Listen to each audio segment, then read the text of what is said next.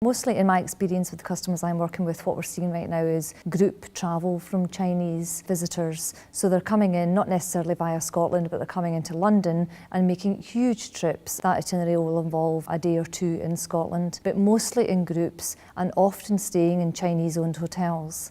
So an awful lot of the accommodation providers aren't seeing terribly much of the Chinese visitors at the moment, but we know that there is a big move towards free independent travel from much younger Chinese visitors who are digital savvy, they're rich, they've perhaps been educated overseas already. They'll come to this country, they'll stay longer and they'll spend more. And today, we've been trying to raise awareness of that in advance of that happening. We normally count international visitors through international passenger numbers. But as most of the Chinese visitors aren't flying directly, because we unfortunately don't have a direct flight with China to Scotland at the moment, the novel approach we took was we know the attraction that Edinburgh will have, being our capital city, and we know the Chinese love castles. So we've looked at the number of Chinese visitors over the last few years coming through the turnstiles at Edinburgh Castle, and that shows quite a different picture to the international passenger numbers. So the figures there, in 2013 we had 50,000 Chinese visitors, in 2014 it was 100,000, and last year 150,000. So that gave us the evidence we needed to start rolling out these awareness briefings. And that was difficult today because we don't want to raise expectations that we can work with every business in Scotland on a one-to-one basis. But for those businesses, larger businesses who are really ambitious about their growth, and we have to be selective in that way, as I say, we can't work with everybody, then we will work on a one-to-one basis.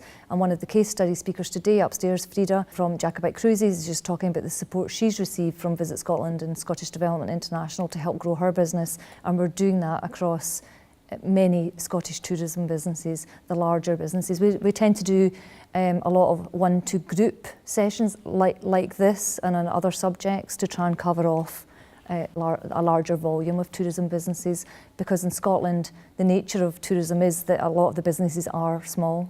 I think there's some quick wins we could do across the destination. A lot of myself, and it was echoed by other speakers today, about the need for translation.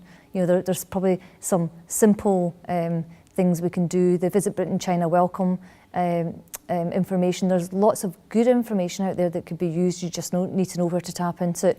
The Visit Scotland website has good information for accommodation providers as well.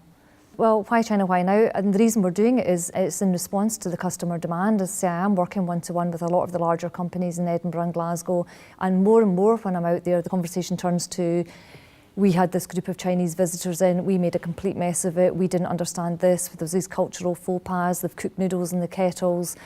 There's a demand for that level of information, hence the reason we've gone away, we've done some research, and I think the public sector is often criticised for sitting on the research that they've done. We don't want to do that, so we're trying to share it in a very practical way that people can take away today and use within their businesses.